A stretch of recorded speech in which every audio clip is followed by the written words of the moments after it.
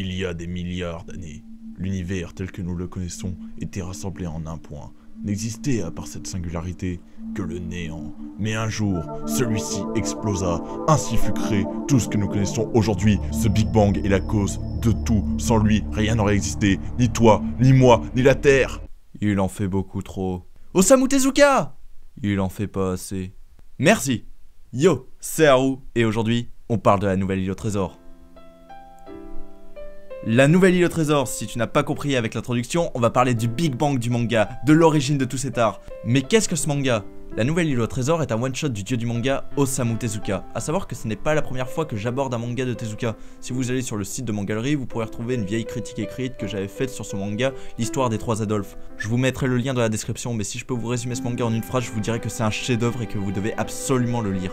Mais revenons à notre one-shot. Le manga est sorti au Japon en avril 1947, édité par Ikuei Shupan sous le nom de Shin Takarajima, avant d'être redessiné par Tezuka en 1984 pour être édité chez Kodansha. Le manga est arrivé dans nos contrées en 2014, édité par Izan Manga, éditeur que maintenant j'adore pour avoir édité ce manga que j'attendais avec impatience. Attends, tu parles de One Punch Man? Non. Aijin? Non. Ouroboros? Non. Non, de Karakuri Circus? Ne m'énerve pas. Mouah.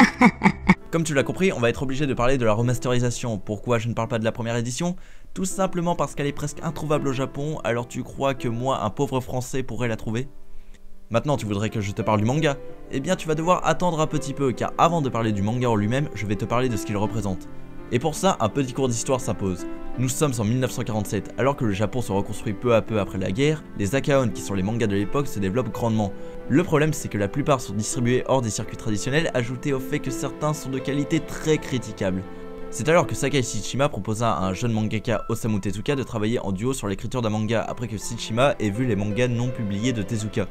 Tezuka accepta, Shichima s'occupa alors du scénario et Tezuka du dessin. C'est alors que sortit Shin Takarajima qui fut un vrai succès et qui se vendit à plus de 400 000 exemplaires en quelques mois. Aujourd'hui, si un manga n'est pas un blockbuster, c'est presque impossible de faire un tel chiffre. Ce manga a même été connu à l'étranger, ce qui est naturel car il était assez novateur. Il était bien plus long que les mangas qui sortaient à l'époque, il avait un style vif et moderne qui était inspiré des bandes dessinées et des dessins animés américaines, notamment les travaux de Karl Barks et de Walt Disney. Et quand je pense que certains jeunes disent qu'aujourd'hui les bandes dessinées et les dessins animés américains sont ridicules comparés aux japonaises, ils ne savent pas tous que sans eux, les mangas et la japanimation telle que nous la connaissons n'auraient jamais vu le jour.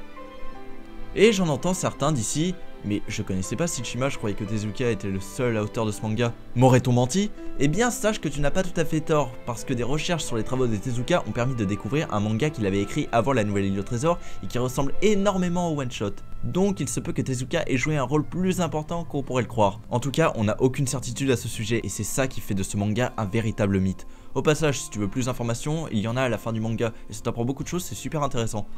Ce manga fut aussi le prélude du style de Tezuka, mais aussi du manga tel que nous le connaissons, inspirant de grands mangaka tels que Fujiko Fujio ou Leiji Matsumoto. C'est après ça que Tezuka se mit à dessiner de nombreux mangas qui sont aujourd'hui plus ou moins des chefs-d'œuvre du style Blackjack, Astro Boy, Le Roi Léo qui a grandement inspiré Disney, Metropolis, Bouddha, Princesse Saphir, pour un total de plus de 700 œuvres et de plus de 150 000 planches. Avec tout ça, tu dois avoir compris que ce manga a joué un rôle important dans ce qu'est le manga aujourd'hui. Mais que vaut-il réellement? Eh bien déjà, je vais te faire un petit topo de l'histoire. Pete est un garçon qui décide de se lancer à la recherche d'un trésor après avoir reçu une carte de son défunt père. Sur la route pour aller au port, il manque d'écraser un chien qui l'emmène avec lui à l'aventure. Après avoir rejoint le bateau du capitaine, il se fait attaquer par des pirates qui veulent récupérer sa carte. Pete et le capitaine essaieront donc de se débarrasser d'eux et d'être les premiers à retrouver le trésor. Histoire simple, mais efficace. On se prend immédiatement à l'histoire qui malgré tout se lie assez vite. Ici on n'a pas le droit à des personnages qui sont écrits et traités dans les moindres détails, ni à un scénario qui va te faire réfléchir sur le sens profond de la vie, mais à une sympathique histoire d'aventure, bien rythmée et entraînante, qui a le don de réveiller le désir d'aventure.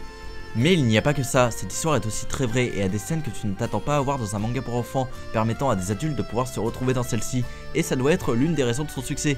Mais il y a une autre raison qui est assez évidente à ce succès, le dessin. Alors là ça va être difficile de juger par rapport à la première version, vu que vous et moi ne pouvons tomber que sur la version de 84, donc c'est seulement de celle-ci que je vais parler. Le dessin est super.